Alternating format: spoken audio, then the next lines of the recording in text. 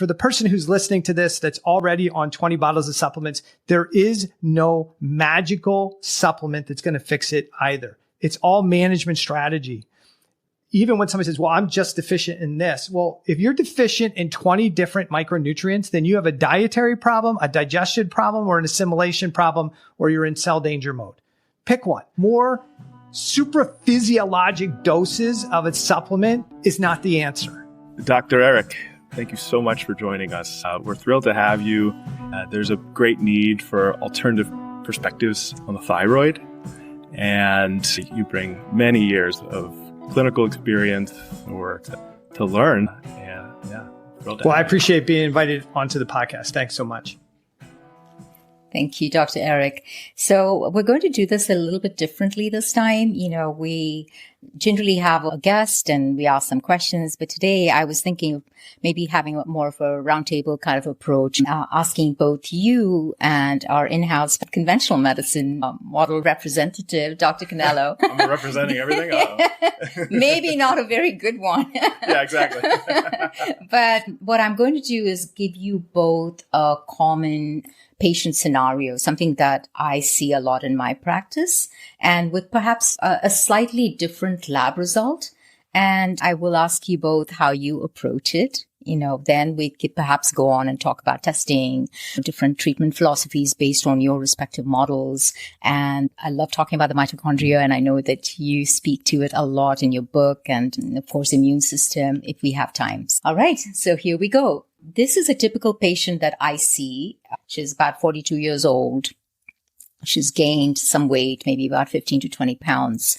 She's not able to get rid of it. She's cold all the time, complains of constipation. She's very foggy in the head, and she's exhausted. She's utterly exhausted, and she's very frustrated. So she walks into either of your practices and two versions of the labs that you run on her. One, her TSH is technically whatever normal is, maybe 2.8. And the other scenario, her TSH is elevated, maybe 6.5, or maybe more. And in both cases, she's very symptomatic. So I'd like to know from both of you, how would you approach a patient or client who comes in like this with these kind of lab results, struggling with symptoms? What would be your approach to this? Whoever wants to go first. I'm more than happy to go first. Just give me the TSH again. Well, the normal, maybe according to standard ranges, maybe 2.8. Okay, so the first one's 2.8. And what was you gave me another value? About 6. So we got two different patients, two different values, and how would we interpret it? Correct.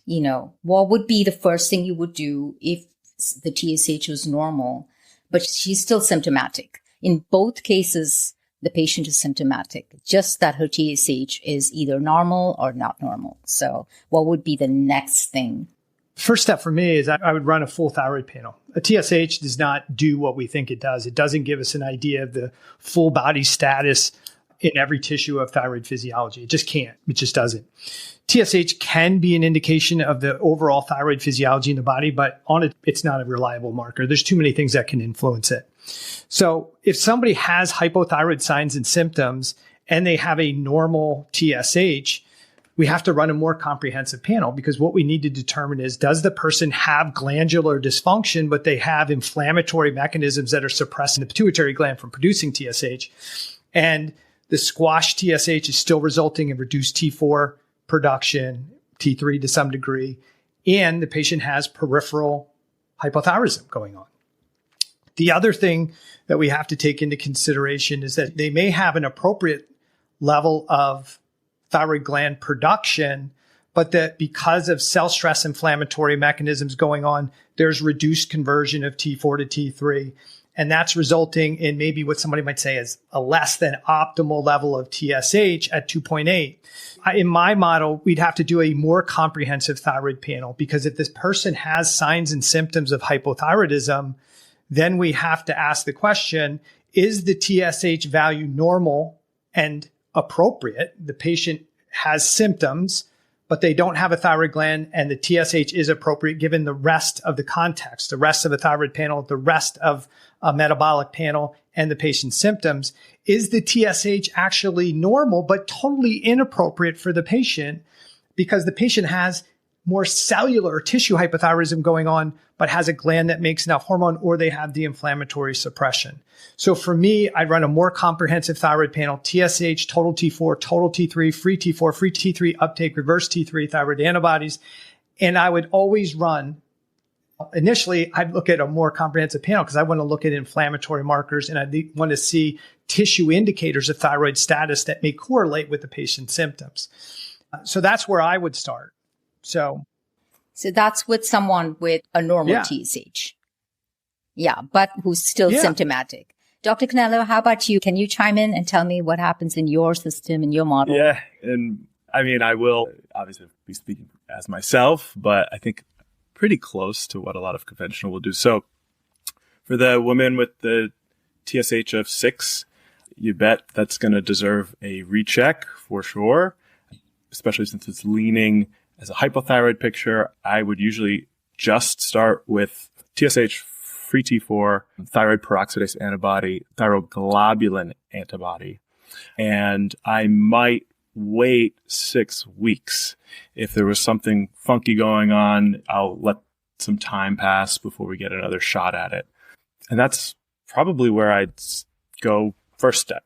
For the patient with the normal TSH, thyroid disease would drop down my list, but not off my list. But it would, in all honesty, drop pretty low at that point. And I would be thinking probably mostly of iron deficiency, feeling cold, low energy, a woman, maybe heavy periods.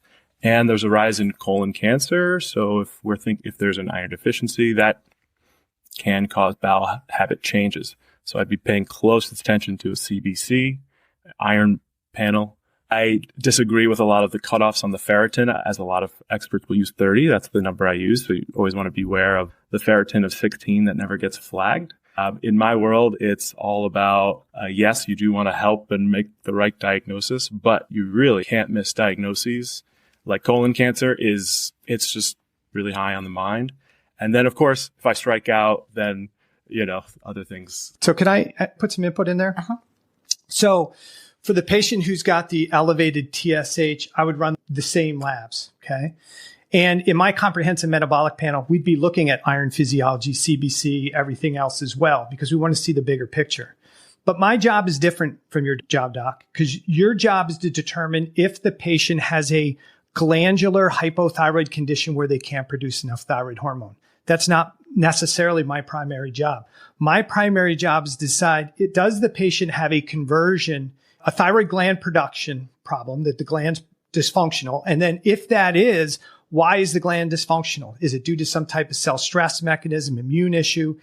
Or does the patient have a conversion issue, which is resulting in their signs and symptoms? It's a different job. So you might say the patient, the idea that they have a thyroid disease goes way down. They may not have a thyroid disease, but they may have what we call thyroid allostatic regulation going on due to some type of cell stress response. The other things I would look at for sure, it would be interesting to maybe even discuss the difference from an iron physiology standpoint, what the medical standard is for an iron panel and determination of iron deficiency versus maybe what in functional medicine, or what I would consider from a functional medicine standard, the bigger issue here. Because I think in general, iron deficiency kind of gets misdiagnosed a lot. The bigger issue, in my opinion, in 30 years of practice is not true iron deficiency. It's anemia of inflammation and not true iron deficiency. But the standards of what you're looking for disease and what I'm looking for may be totally different. The perspective actually really starts with this dual goal, as which 50% of primary care doctors will be sued, and no one likes to miss a cancer.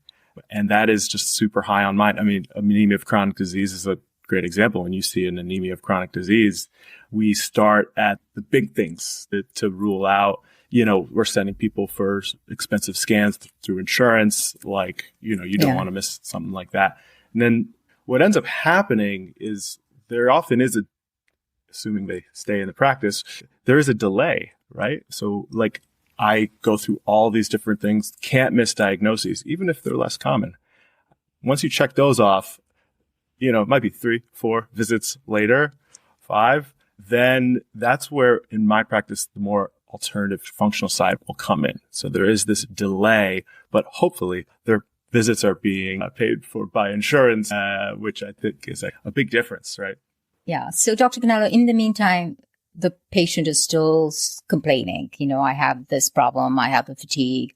And is this very common in all conventional medicine models to look for antibiotics, to think about autoimmunity, to think about Hashi or something like that? And then if it is true and if the antibodies do reflect that, what happens in a functional model versus a conventional model? Because I have seen many models just ignore the antibody rise. Ignore is a reasonable way. There's a lot of watchful waiting. Yeah. I don't know what else to call it because, if someone's on Synthroid and if they do have that increased antibody presence, I don't see what the next step is. And I'd love to get your take and Dr. Eric's take on that. What would you do in your respective models for autoimmunity, which is such a big problem today? I would say it depends on the symptoms. If you really believe they're thyroid, it depends on the age because the TSH will go up with time, and depends on the trends. So if you have TSH trends where it's like moving in the wrong direction, you might be more likely to act.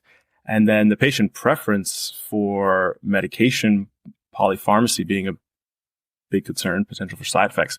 So if they're on 10 medications already, if the numbers are not in a clear trend in a bad way, they're older, this is the first time they've ever had an antibody done, I'm much more likely to be watchful waiting, or I guess that's been rebranded as active surveillance.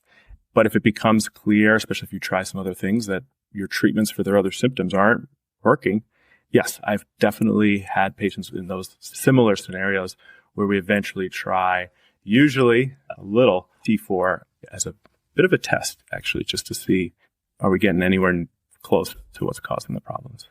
Yeah, I'd love to hear your perspective. Dr. Eric, how about you? It's different. Yeah, that's just how I do it. Yeah. I think, again, the model's different, right? So you're saying I would only look at TSH, free T4, and thyroid antibodies. So we can start there. I think it's because of the training and the guidelines. But the patient who is symptomatic is not symptomatic because of the T4 that's in the bloodstream necessarily. They're symptomatic because of a reduced level of either circulating or tissue levels of T3. And so if you don't look at T3 and free T3, you might miss it and not see it. Just because those are low doesn't mean we should give them T3. That is what some people in functional and integrative medicine believe, and I don't believe that in most cases. I think that's the reduced conversion of T4 to T3 helps explain why the patient feels hypothyroid signs and symptoms, and the rest of a lab panel may help us understand what tissues are experiencing that hypothyroid condition in that hypothyroid state. But I think the fuller panel is helpful. As far as the antibodies, and if the patient had high antibodies and they had a TSH within the normal range or the high TSH, what should we do about the antibodies and should we diagnose them with Hashimoto's? I think there's a misunderstanding regarding antibodies that a patient doesn't have potential thyroiditis going on if they don't have positive antibodies. And that is not true. At least from my research that I've done, and I've done a lot, but based on the current scientific literature, it appears that most of the damage that occurs at the thyroid gland is cell-mediated directed. It's not antibody-directed. Thyroglobulin antibodies aren't thought to cause any damage. TPO antibodies are thought to cause maybe minimal amount of damage, but most of it's driven by Th1 cells, Th17 cells, and CD8, cytotoxic CD8 cells. Those are the primary cells that are really driving the inflammatory cascade. And we can get into a discussion as about why that might be, but I've run lots of immune panels, and the vast majority of people who are diagnosed with hypothyroidism that I see in clinical practice are Th1, Th17 dominant, and or CD8, cytotoxic CD8 dominant. and they don't have high Th2 cells to really drive a high antibody response. And so they may have low antibodies, or they may have no antibody when they're in their chronic health state. And somebody says, well, you don't have thyroiditis or you don't have Hashimoto's going on because the antibodies are negative. It's just not the case. It's not true in a lot of cases. They may very well have thyroiditis and stuff going on. In the medical model, I don't think you guys have a strategy in that situation to say, we're going to start chasing down what might be driving this immune inflammatory response. And correct me if I'm wrong. I think the general thought process is that there is a thyroiditis going on. There's not much we're going to do to address it. At some point, there's going to be enough destruction of the gland. This person's going to need thyroid hormone, and we'll provide it. And the general guidelines are you provide T4, and the T4 should convert to T3. Yeah. And that conversion, T4 to T3, I mean, do you start looking into gut health, microbiome, mitochondrial health? Do you bring that into the conversation with the patient?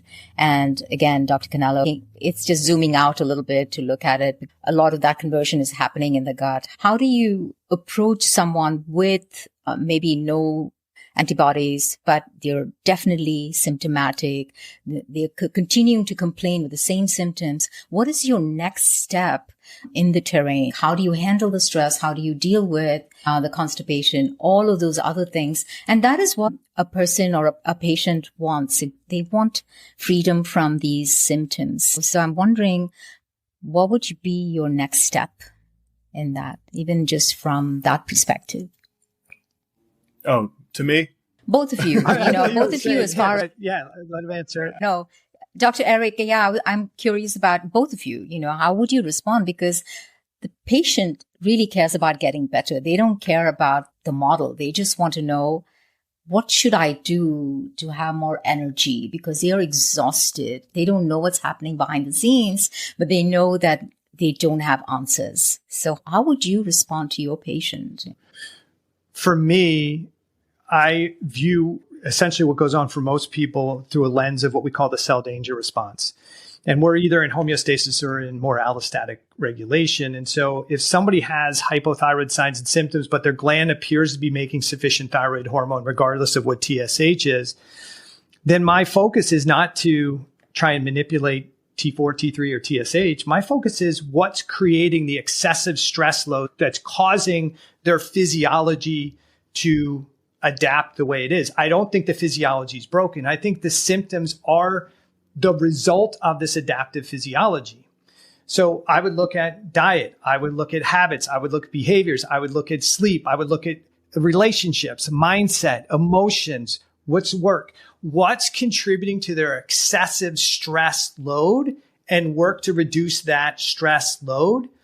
Because if we have an excessive level of stress, we know that our body adaptively goes into an adaptive response, danger physiology, increased blood pressure, downregulate sex hormone, gut physiology, and all these things. So in my model, identify what's contributing to the excessive stress load and work with that patient over time to reduce and eliminate those stressors. And then we might use supplemental strategies to kind of help potentially manage some symptomatology, but ultimately to help speed the recovery from this allostatic regulation and any dysfunction that occurred while they were in that allostatic regulatory state back to a homeostatic state. And I think in the medical model, and I'll let you answer that, it's just a different job. And I think that's where with the controversy is somebody would come into my office and Dr. Canelo's office and expect us to have the same treatment strategy, the same medication ideas, the same supplemental ideas. I've got more time with my clients probably than you do. And it's a different model. It's not, okay, what's broken that I need to manage? The model for me is what's contributing to the excessive stress load? How do I reduce it, eliminate, and help the patient get to homeostasis so they need less of whatever their medication is and potentially not need it at all in time? Yeah. And I think you both are right. And there's a gap in the system, and the poor patients find themselves in that gap and they don't know how to address the problem. And Dr. Nick, for you, that could be very frustrating, right? Being in a model where you have to go through all of these parameters, really just to be sure that you don't get sued because you missed the big questions. Always important. But at the same time, you want to care for the patient. You want to be sure that their questions are answered. Where do you see functional medicine and the conventional medicine kind of make that, I think that the secret ingredient is time, which I'm so glad you brought up, like how much time you have with patients. Because I was just going to say, it sounds like we end up doing the same thing. Now, I might put thyroid down the list, not go through the lens of thyroid, but in terms of treating all the various stressors on the system, it's 100% what you do in a comprehensive primary care practice. And I will say comprehensive primary care practice because that is where I differ from a lot of other primary care. I actually have 30-minute visits as a standard, which is pretty rare. It's 8 minutes is the average. Yeah. We get there in a lot of ways, but the lens may be different. And then the other part of it is, I think the open-mindedness is really important. I have patients who are really still concerned about thyroid problems. And my answer is usually maybe. I'm familiar with a lot of what you're talking about. And I'll say, like, on the next panel, let's throw some more tests in. Keeping in mind, is related to previous, is people often see me with the expectation that they're going to get insurance coverage for the testing I order. That is like huge. And those complaints, when it doesn't work out, I even get pushback on tests that should have been covered and I have to change the codes. I mean, the pain of this is terrible. That's where you get a lot of like stepwise workup. Like, oh, let's include a T4 and a couple antibodies. So like you move a little slower, but keeping cost, and you're balancing all of these other competing things that you have to do because you have this comprehensive can't miss approach. To be fair, I was this way too, because I came from a medical background, came to functional medicine from traditional medicine. And I was angry with traditional medicine and like, why wouldn't they do more of this stuff early on? Because I was just like, when you start learning things differently, you're like, obviously this is what should be done, right? But then as you get older and you get a little bit maybe wiser, some might argue, is you start to see both sides and you say, look, there is a different set of guidelines here. And the insurance piece is a huge issue, right? You could run a test. You could even get verification from somebody at the insurance company that, yes, we pay for it with that code. And then the patient gets a $400 bill in the mail for a homocysteine test. And you're like, we verified it with two separate people. And the insurance company might say, it's not covered. Well, there was a recording of the call where you verified it. Why don't we listen to the recording? Well, that's for training purposes only. We don't listen to those. Well, right. But now the patient's mad at you. I once called and asked if I could record, and they said no. It's a different model. And I give you kudos for wanting to do more of this stuff. But I think this is where, from a functional and integrative medicine standpoint, at some point we have to all realize that we all have the patient's best interest at heart. As a traditional medical physician working through an insurance-based model, there's restrictions. There's things that can be done. There's things that can't be done. And there's things that really can and should be done in that model, especially when there's advanced testing, cancer testing, more advanced testing that needs to be done, especially looking at potential pathology. But when we're looking for dysfunction, this may fit better in a functional medicine model. And we need to realize that a lot of these functional medicine tests, while very good, aren't going to fit in an allopathic model of medical necessity because of the definition of medical necessity. And that's where, instead of functional medicine kind of beating up allopathic medicine and allopathic medicine beating up functional medicine, we just need to realize that we have big picture, we have two different jobs in helping patients heal and recover. And if we can clear the nonsense between the two professions and just say, hey, we're going to work together. Here's what we need to do to manage crisis, manage condition. What can we realistically bill and get covered? And then what we can't, we're going to put it over on this functional medicine model. That would be the best in going forward. And I'm hoping those are the changes we'll see.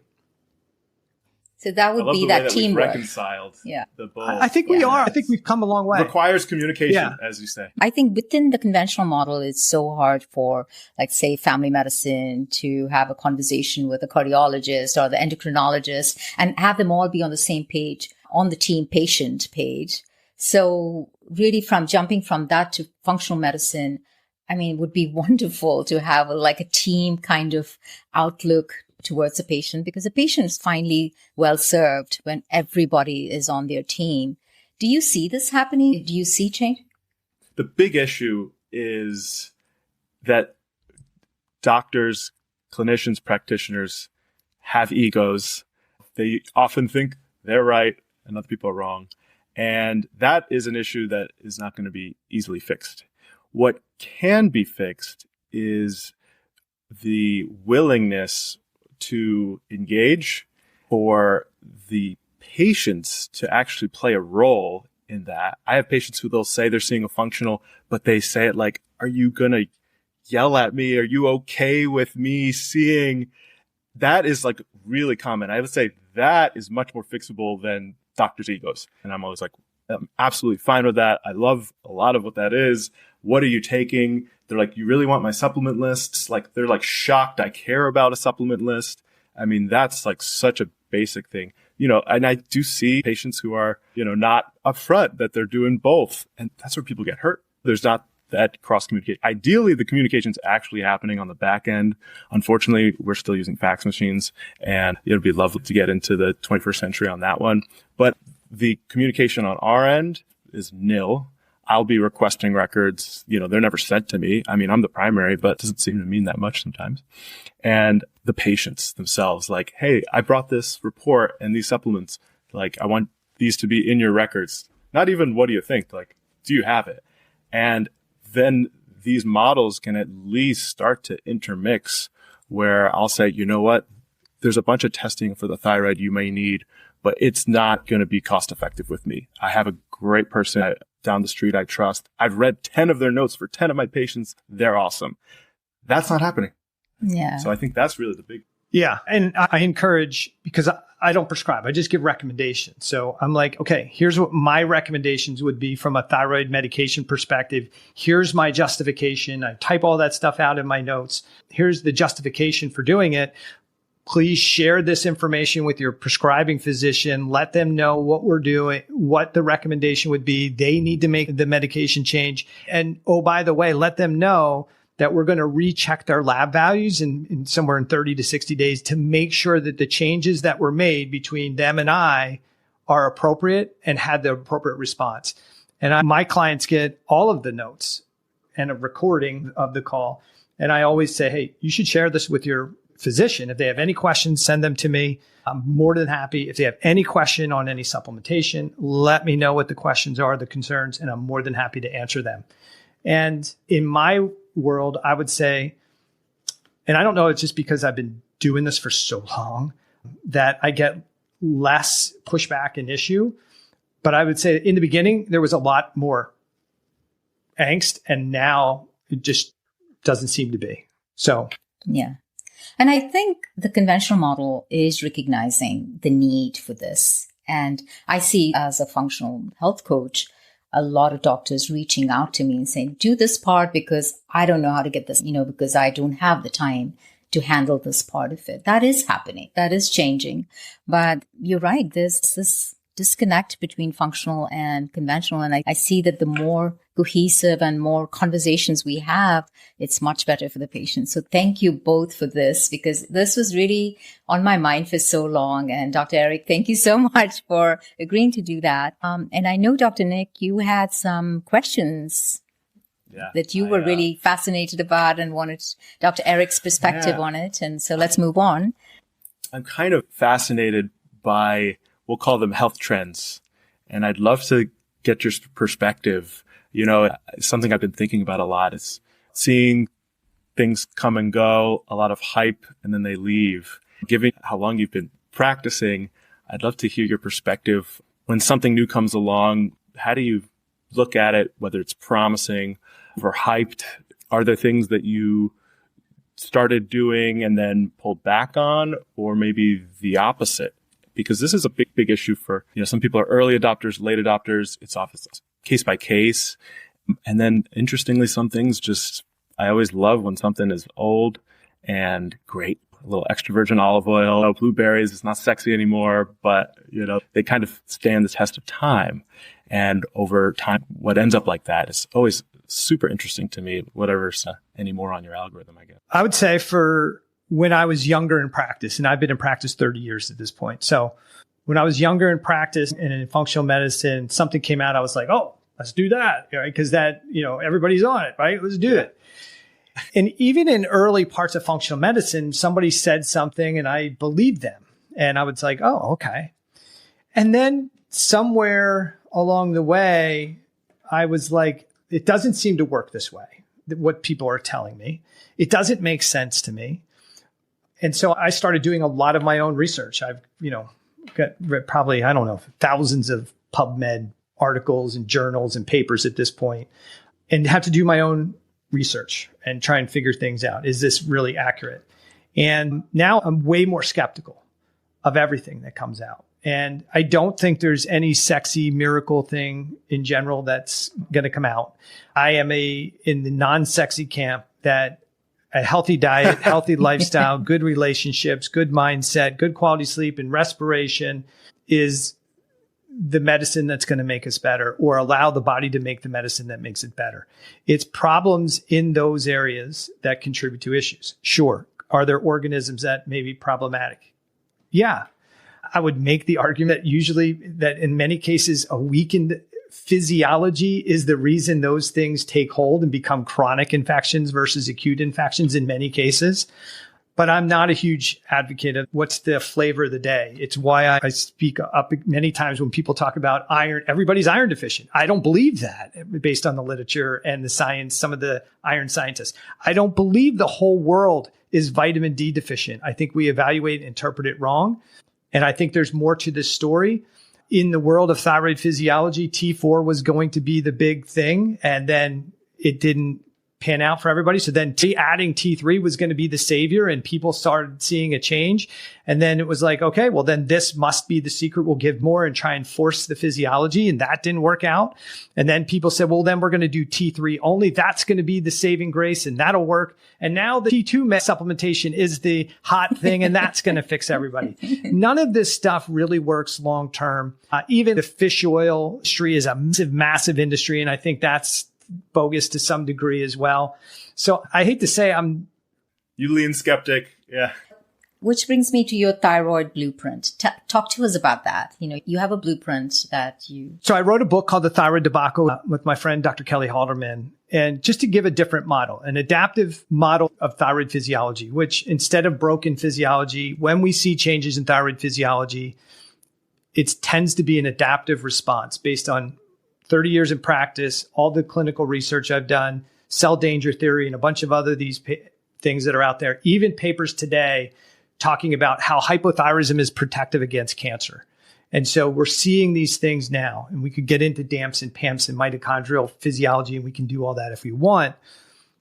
But this is the model and the lens of physiology I look through. I'm not necessarily saying that everybody needs thyroid treatment. I'm just saying the downregulation of metabolism and the change in thyroid physiology is an indicator that something is going on in the physiology that we have to take a closer look. And instead of people jumping to, I need to manipulate my TSH into an optimal range that you hear in functional medicine. Well, it's got to be between 1 and 2. That's BS. That TSH fluctuates all the time. It's age dependent. Depending on the time of year you get it done, the TSH will be different.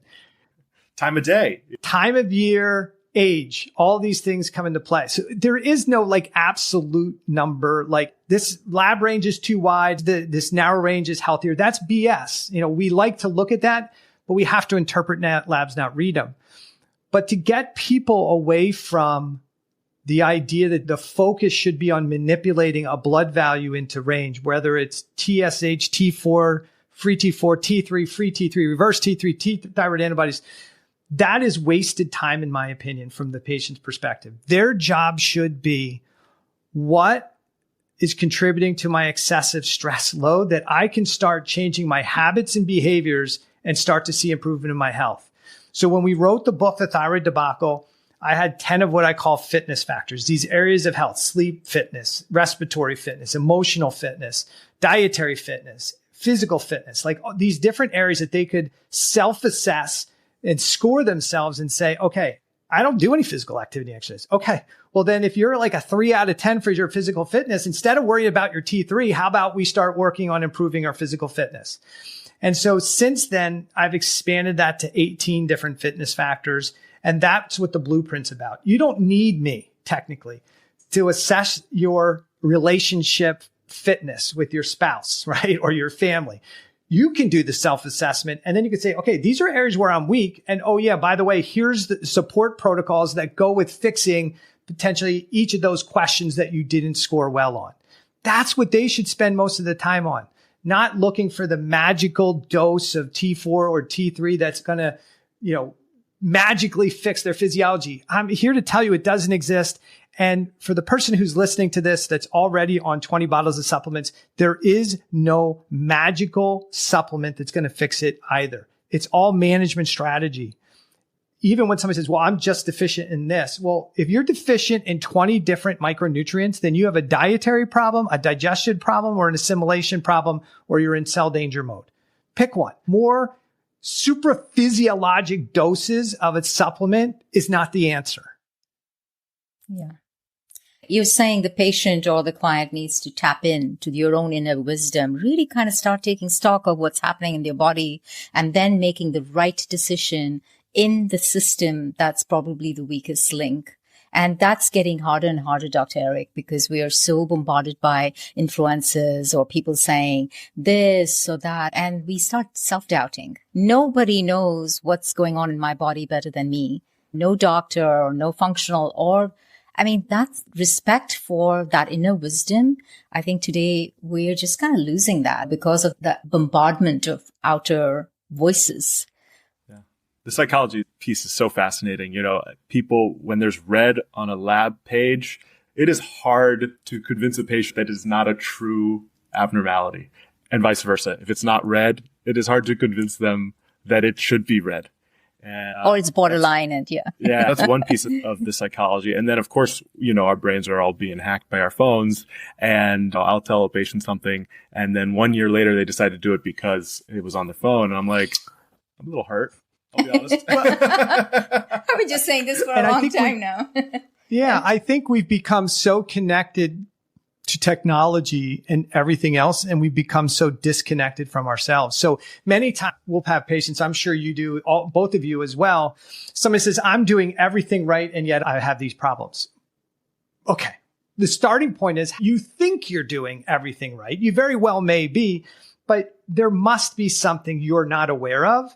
And psychologically, there may be problems, especially things going on in your brain and your mind subconsciously that you don't even realize are contributing to the stress response. Like, I'll give you an example. I got a patient who every time I meet with her, she tells me how stressful her job is, how much of a problem it is, how this is the biggest stressor in her life. And I'm like, look, there's no way we're going to fix your conversion of thyroid hormone. There's no way we're going to reduce the glucose resistance issue. There's no way we're going to restore gut physiology unless you deal with the elephant in the room. We can deal with, roofing diet, all those things. We should work on all those other things. But if the elephant in the room is the conscious or subconscious thoughts of you're going on in your mind about how much you hate work, how stressful it is, how unhappy it makes you, that is creating fear physiology in your brain. It's winding up your limbic system. It's winding up the sympathetic nervous system. It's down regulating all your parasympathetics. Well, I can't sleep at night. Of course you can't, because you're winding it up. I have no libido. My sex hormones are dysfunctional. Of course they are. Your body's not putting a time and attention there. I get gas and bloating when I eat. Why? Because you don't have the appropriate terrain to produce stomach acid and pancreatic enzymes and digestive enzyme, and you're triggering dysbiosis and inflammatory mechanisms that are infecting both gut and brain and exacerbating this whole cascade. There's no way you're going to fix that with a supplement. You have to deal with the biggest stressors. And many times people are just not willing to even go there early on. And it takes visits right? Sometimes to get them to the point where they finally go, you know what? I think it's the relationship with my spouse. Yeah. How about that? You and I may have known that on visit 1, but they were not willing to discuss that or admit to that on visit 1. Yeah. Right? So well said. I don't know if we should even ask you the rapid fire round right now. There's one question I just Let's gotta go ask for if you're familiar with it. I just heard about this very recently. The desiccated thyroid, AbbVie, is doing a randomized controlled trial on desiccated thyroid. It's not going to be apparently done for a few years. I don't know if you'd heard about this or your thoughts. Yeah. I think people think desiccated thyroid is better because it has T4, T3, and maybe some T1 or T2, and that's going to make all the difference. Look, my problem with desiccated thyroid is that it's in the wrong ratio for what we typically take as a human being. There's arguments as to what the T4 to T3 ratio is. Some people say 8-1, 10-1, up to 18 or 20-1.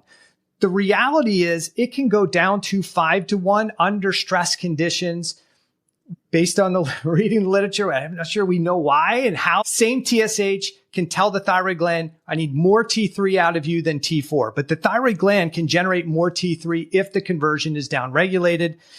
But the general thought process is we need to give more T3. But if we give more glandular product, desiccated product, it's at like a 4-1 ratio, which is not what we need. Now, as you try to raise the dose to get a lab value into normal range, you start having more T3 in circulation than T4. What happens? You early suppress TSH. That then, if the gland is making thyroid hormone, starts to suppress the gland. And in time, it's like, okay, now I'm hypothyroid. I feel hypothyroid again. Right. Because you're adding more T3. Most of the T3 in the body does not come from the thyroid gland. It comes from peripheral conversion. So if there's a conversion issue, we need to fix what's causing the conversion issue. If the person had a complete thyroidectomy, their complete atrophy of the gland, then a healthy gland makes somewhere between 5 and, let's say, 10, maybe 15 micrograms of T3 in a given day. Why are we giving 30? Like, that is not the issue. So if we're going to replace the T4 that a gland would have made, let's say it's 100 microgram, and we need to give some T3, then it should be 5 to 10. Well, that's not a 4-1 ratio. So doing a desiccated, in my opinion, is going to create problems. And I think they'll see this way out in time, because initially patients at a lower dose are going to say, wow, I got a little bit of T3. My body wasn't converting it. And that feels good for a while. And then as they ratchet up the dose, they're going to be like, now I'm getting some hyperthyroid symptoms.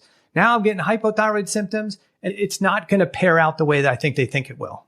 Yeah. Well, in 3 years, we can always come back to the study and see how it we'll see. Plays out. It's super interesting. Dr. Eric, it's been great. I just loved hearing your perspective and how we're very aligned. Anu, thank you for moderating, if you will. Thank you. We want to be respectful of your time. Get you to your next meeting.